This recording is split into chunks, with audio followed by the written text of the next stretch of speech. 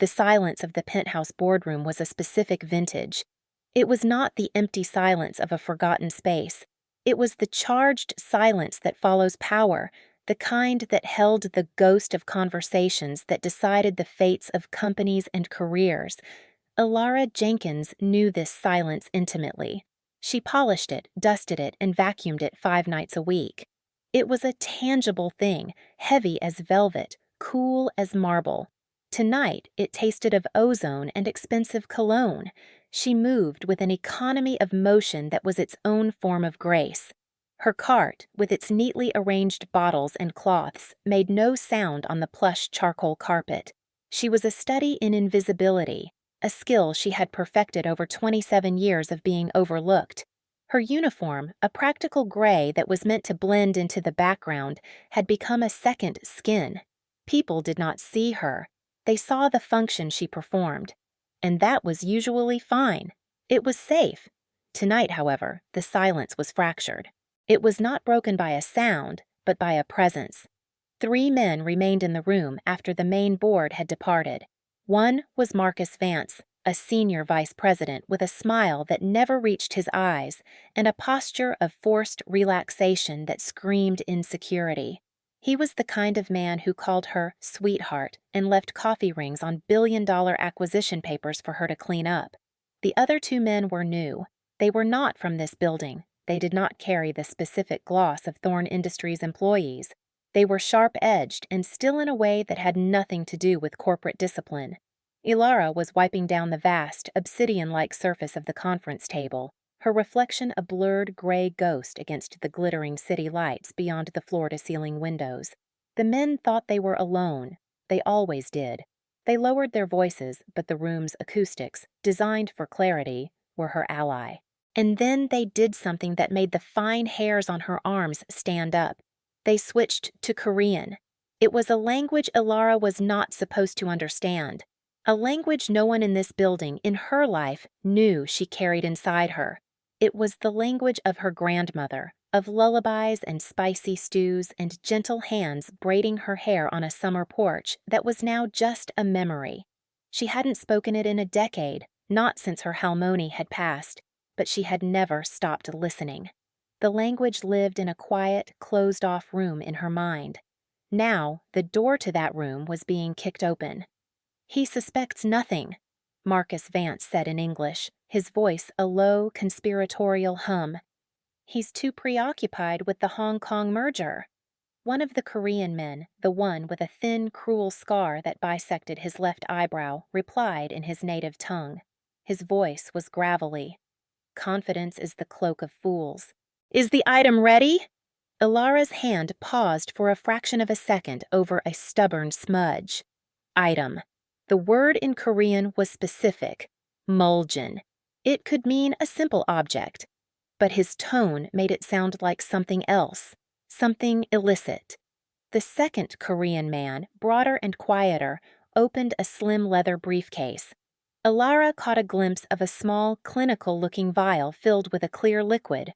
Her heart, which had been beating in the steady rhythmic pace of her work, gave a painful lurch. "Odorless, tasteless," the scarred man said, still in Korean.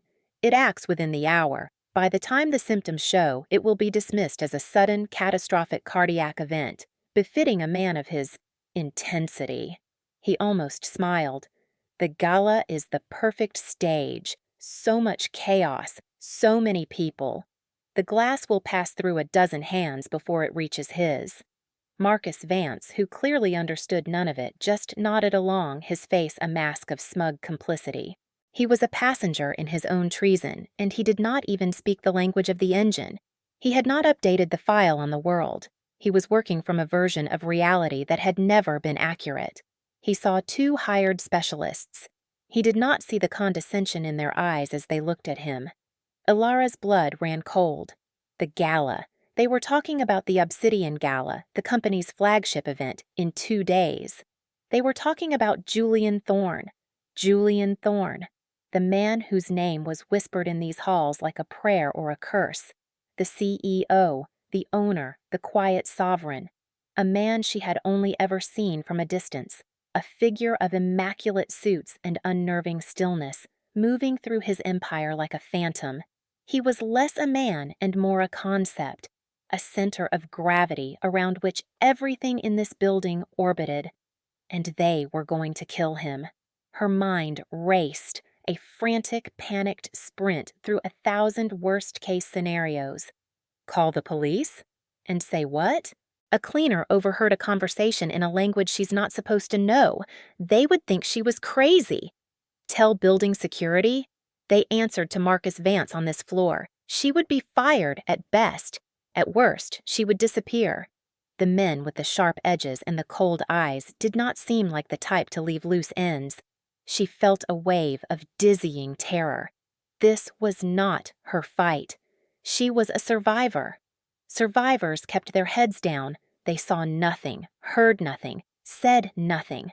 Her life was a fragile structure built on the foundation of that silence. One word could bring it all crashing down. She thought about her small apartment, the overdue bills, the quiet, lonely safety of her routine. All of it was at risk. She did not scream. She did not drop her cloth. She continued to wipe the table, her motions fluid and automatic, a choreography of denial. But inside, a storm was raging. Her grandmother's face swam in her vision, her voice gentle but firm.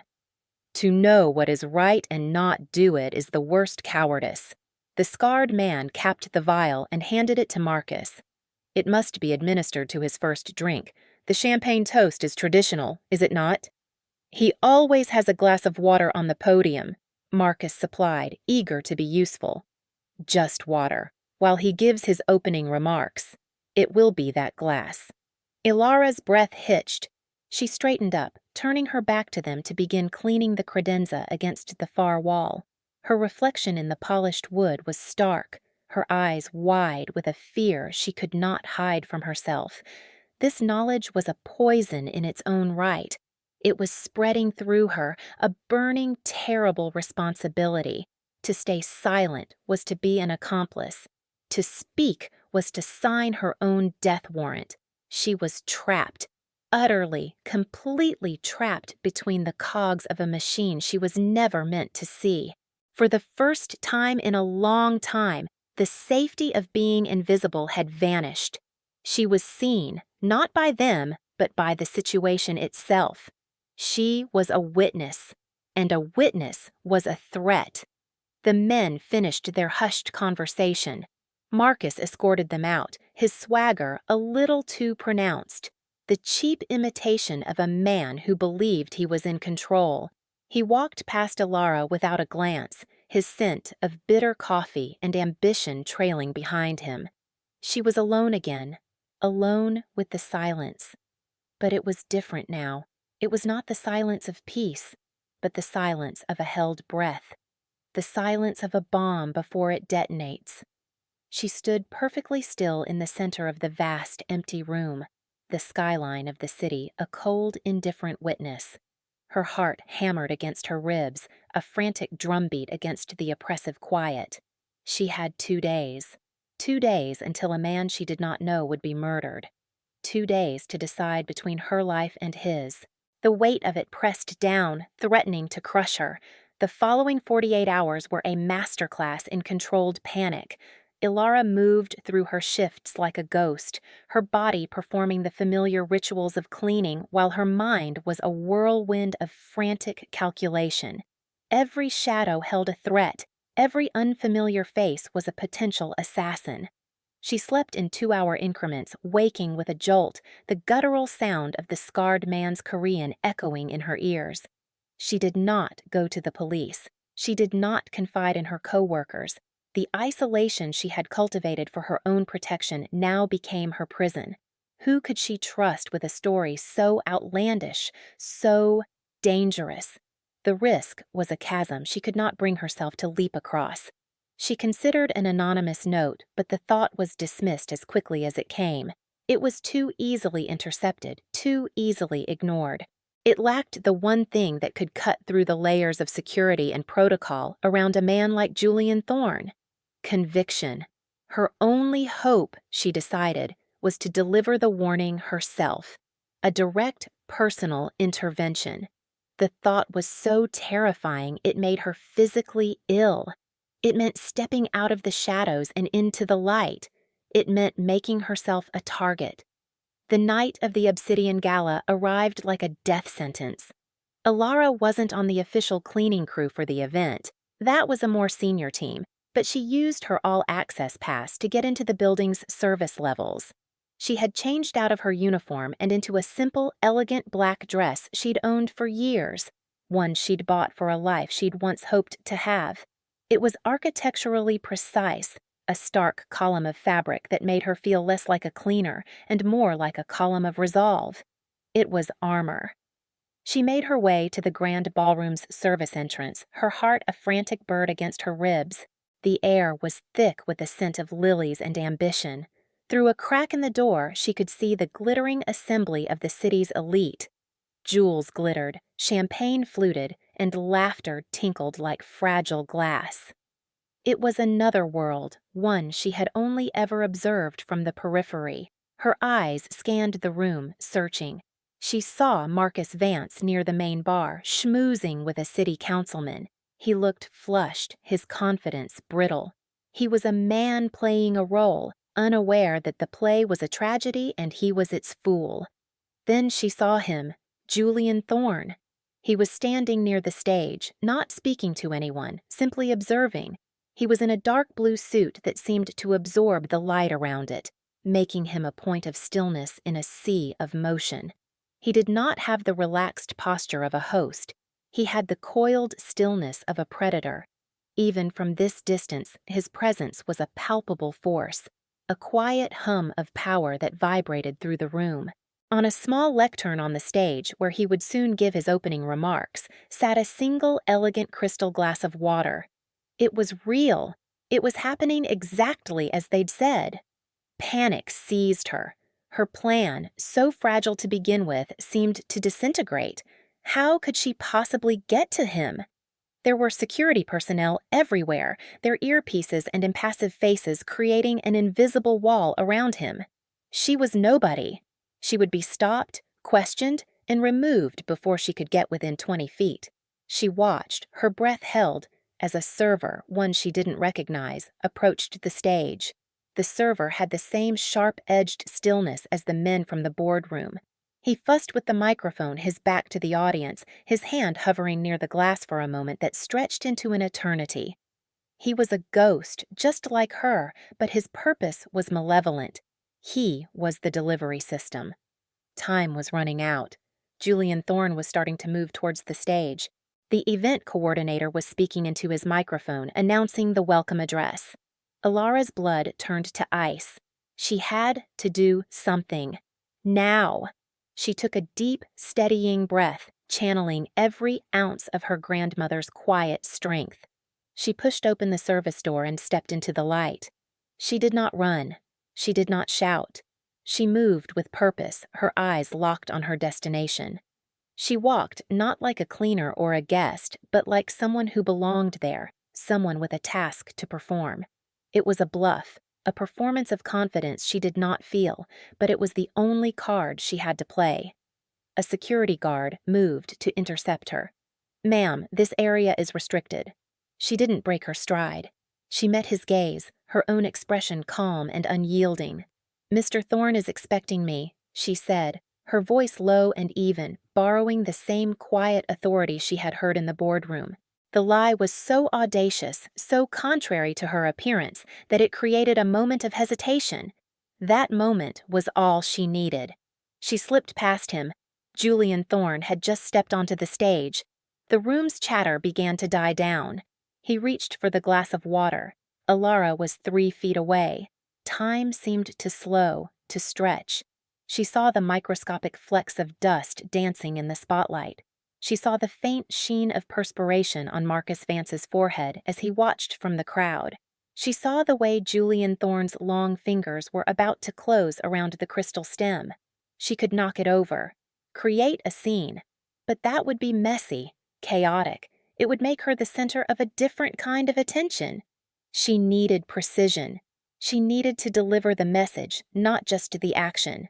She reached the edge of the low stage just as his fingers made contact with the glass. She stepped up onto it, an unforgivable breach of protocol. All her instincts screamed at her to stop, but she pushed through the fear. "Sir," she said. Her voice was not loud, but it cut through the expectant hush of the ballroom. It was clear, steady, and resonant. Julian Thorne stopped. His hand remained on the glass, but he did not lift it.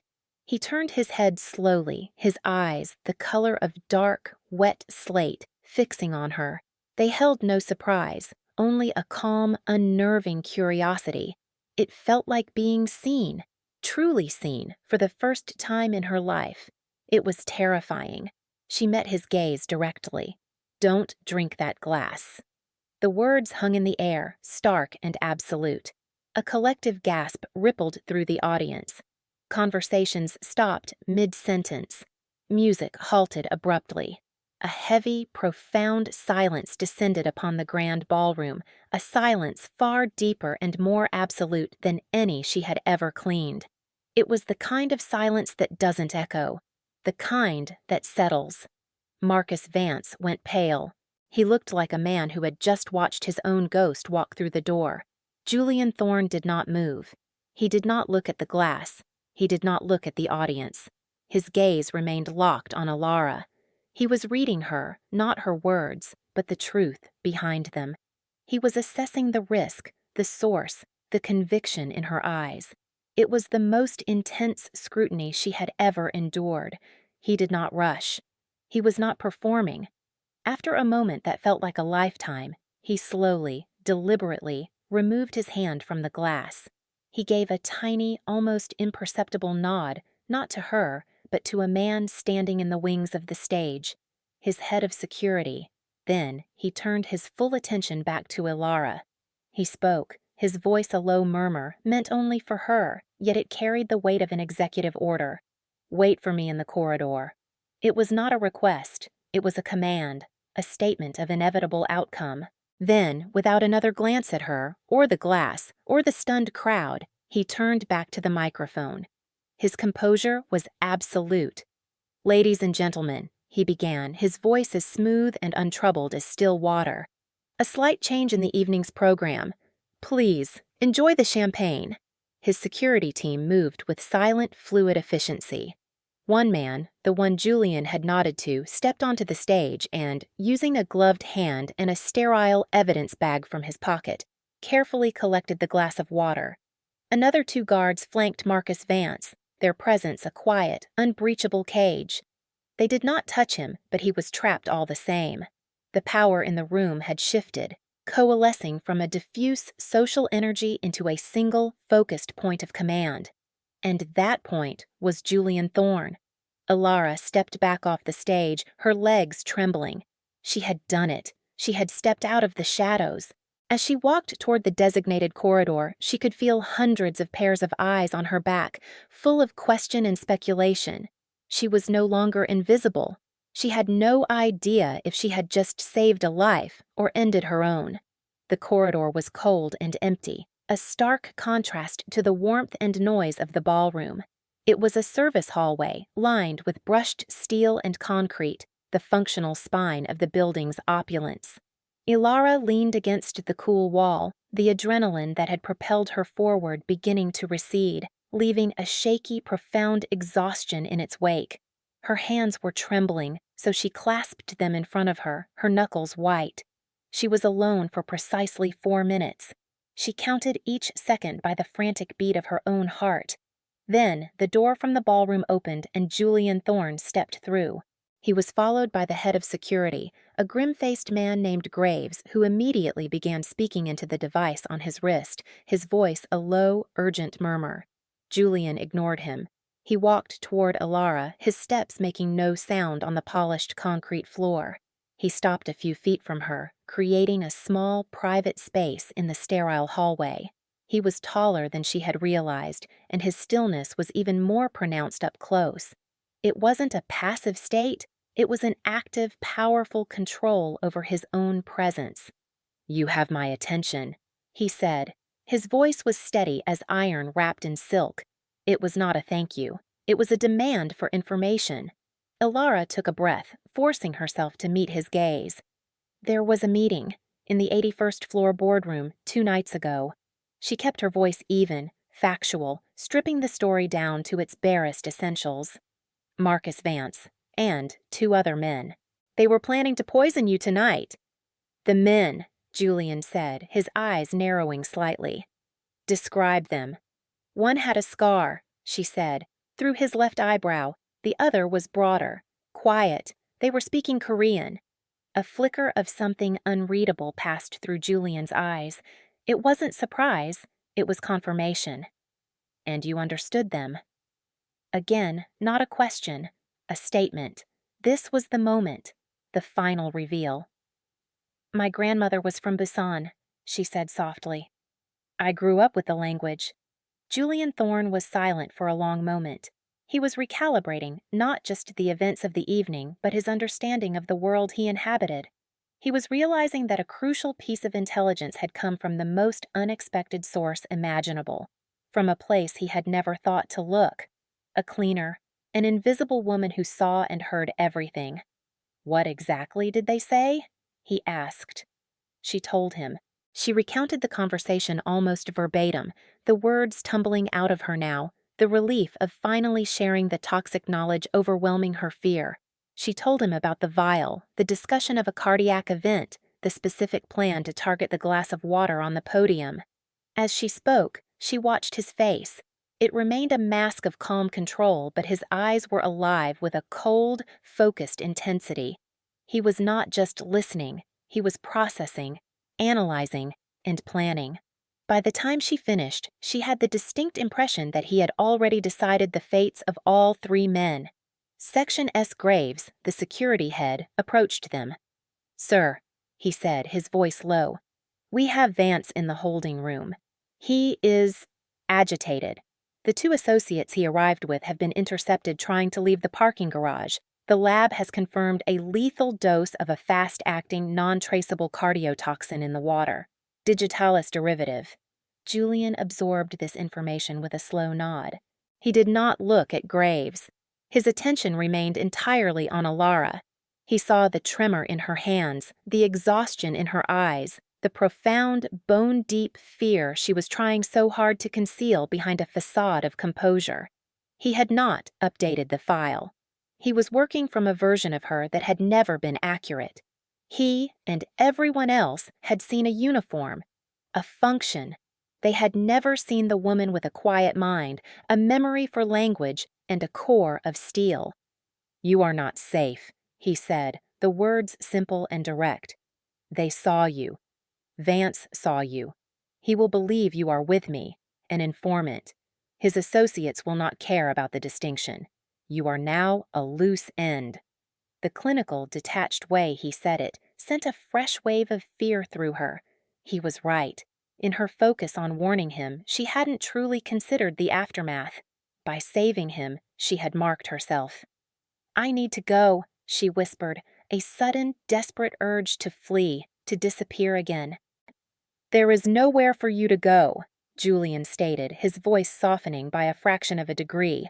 A shift so subtle it was more a change in texture than in volume. Your apartment is compromised. Your routine is a liability. Your life, as you knew it, ended the moment you stepped onto that stage. He took a step closer. He did not reach for her, did not offer a comforting touch. His respect for her personal space was as absolute as his control. You will come with me. Now.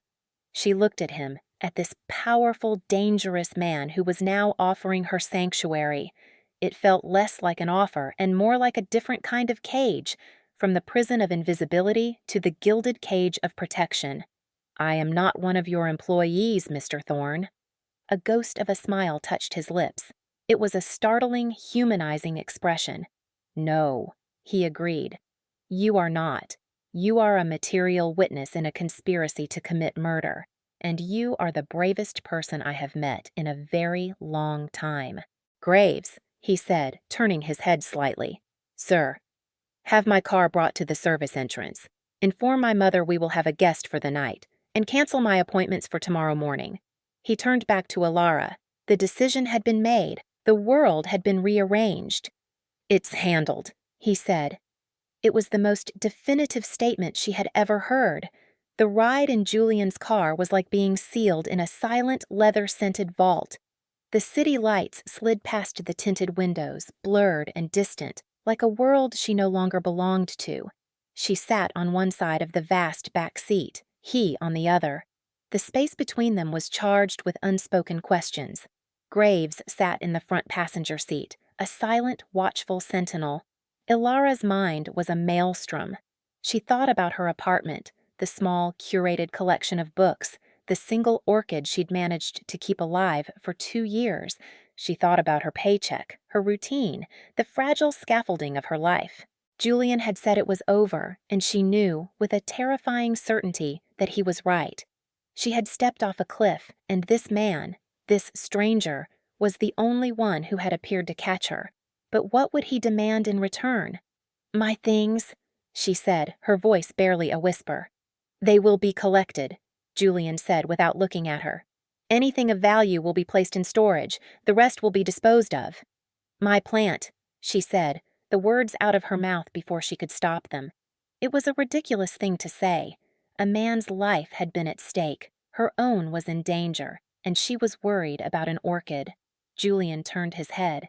In the dim light of the car, his expression was unreadable. "The orchid," he said, his voice neutral. "Describe it." "It's white, phalaenopsis. It's in a blue ceramic pot by the window."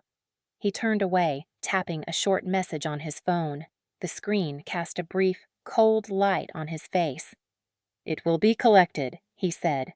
The disorienting relief of being seen, of having this small, absurd detail taken seriously, was more unnerving than any threat.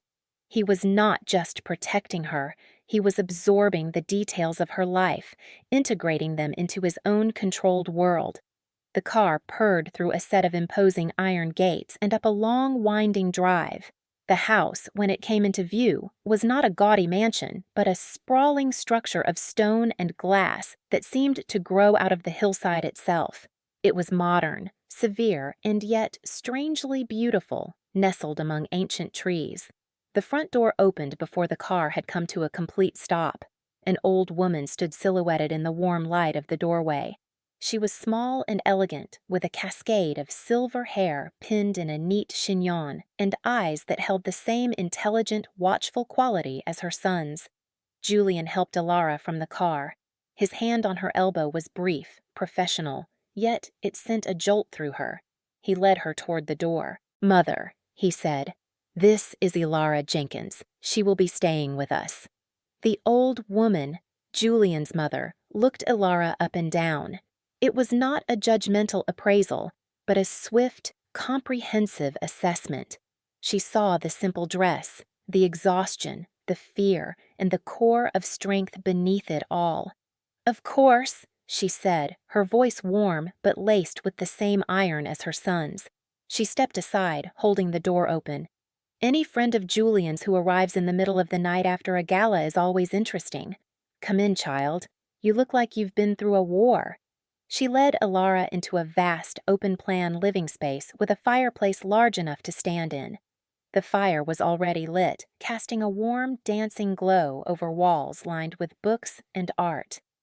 "You are the girl from the news," his mother said, gesturing to a large screen on the wall, which was currently showing a paused image from a news channel.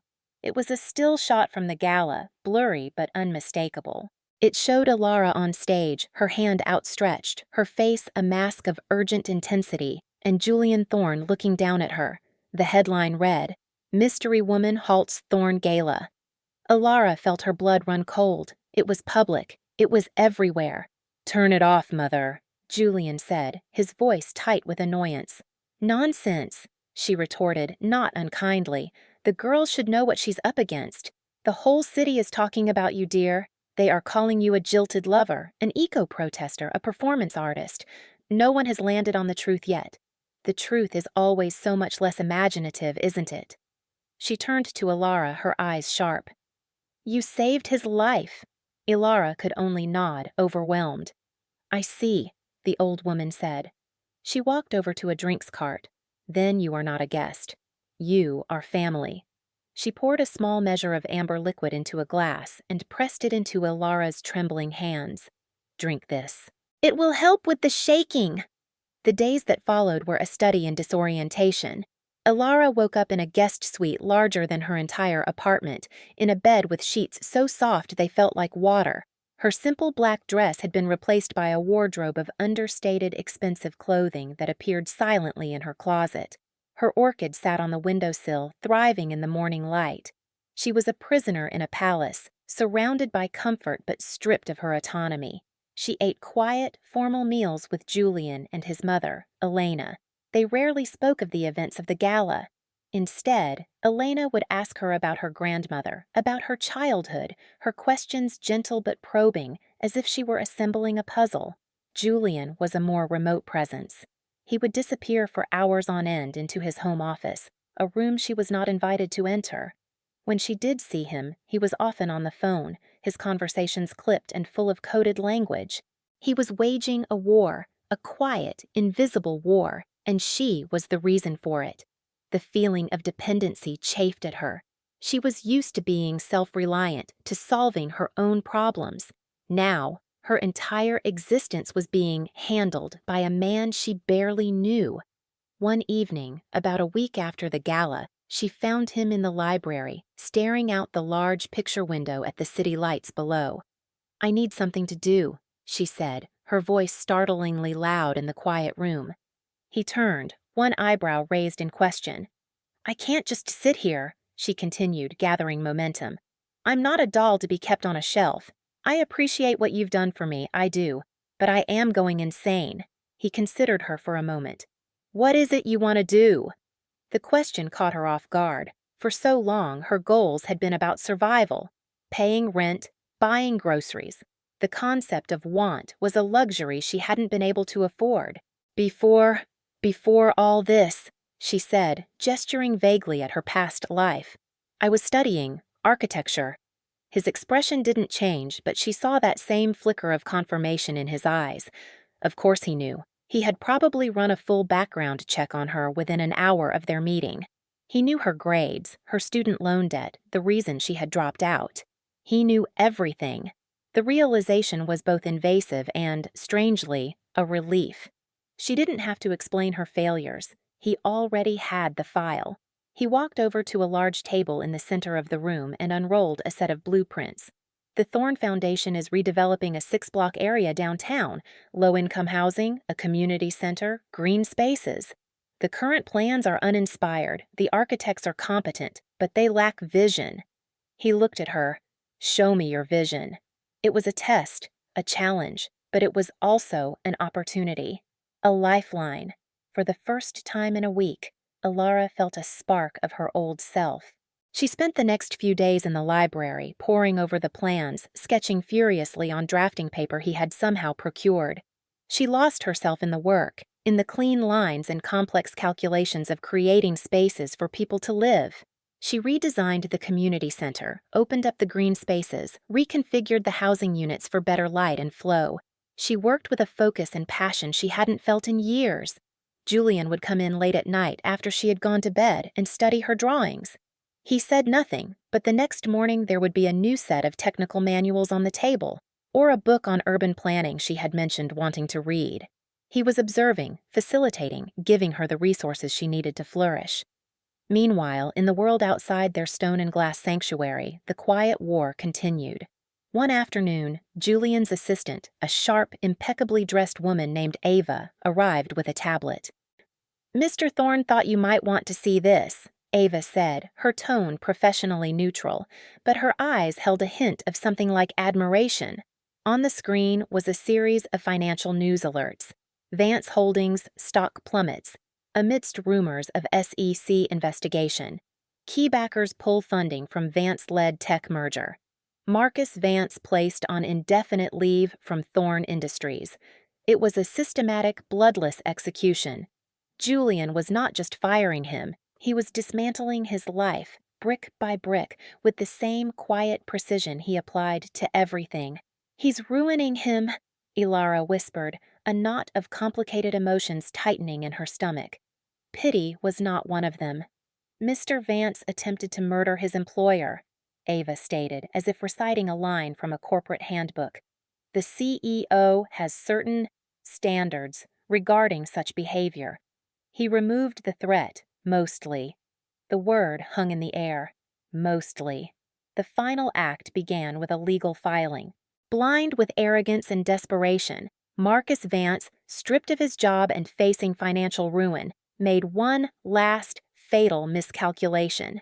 He sued Julian Thorne, and he named Ilara Jenkins as a co-conspirator. The lawsuit was a work of fiction, a desperate, rambling narrative that painted Ilara as a seductive mastermind who had conspired with Julian to frame him. It was ludicrous, but it was public. Her name, which had been a mystery, was now attached to a scandal. Julian was furious. It was the first time Ilara had seen his composure crack. It wasn't a loud anger, but a sudden drop in the temperature of the room, a sharpening of the stillness around him that was more terrifying than any shouting. "He has made a grave error," Julian said, his voice dangerously soft. "He believes he can use the courts to create leverage. He is attempting to force a settlement, to claw back some of what he has lost." He looked at Ilara, his eyes blazing with a cold fire. "He has chosen to make this a public battle. He will regret that." The trap was set for the annual fundraiser for the City Museum, an event even more prestigious than the Obsidian Gala. Julian was a primary benefactor, and his attendance was mandatory. This year, he insisted Ilara accompany him. "It is time to stop hiding," he said. "We will face him on our own terms, on my ground." Ilara was terrified, but she agreed. She was tired of being a protected secret. She chose her own dress this time, a gown the color of emeralds, a statement of life and vibrancy. When she came down the grand staircase, Julian was waiting at the bottom. He was in a perfectly tailored tuxedo, and for a moment, he just looked at her. He didn't offer a compliment. He simply held out his arm. It was an offer of partnership, an alliance. The museum was a glittering spectacle of wealth and power. As they walked in, a hush fell over the crowd, followed by a wave of frantic whispers. Everyone had read the news. Everyone knew about the lawsuit. They were the center of the storm. Julian guided her through the room with a calm, possessive grace. He introduced her not as his guest, but as his associate.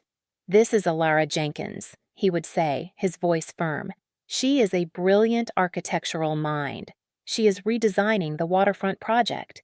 He was not just protecting her. He was promoting her, validating her, rewriting the narrative in real time. They were standing near a large rodent sculpture when Marcus Vance appeared. He looked like a man who hadn't slept in weeks. His suit was rumpled, his eyes were wild, and he was radiating an aura of pure, frantic desperation. He had clearly crashed the event. He pushed his way through the crowd, his gaze locked on Ilara. "You!" he spat, his voice a harsh rasp.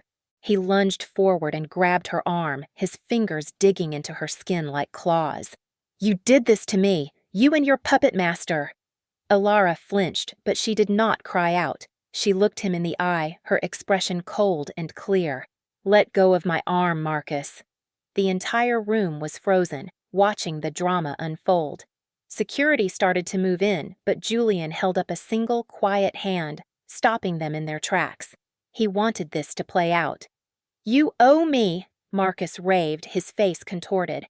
"Everything I had, everything I was. You took it. You think you can just hide behind him?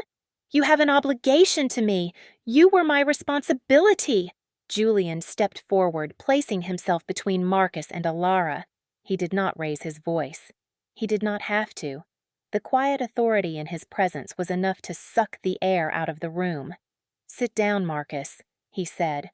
It was not a suggestion. Marcus, fueled by a cocktail of rage and self-pity, ignored him. "I will not be silent," he shouted.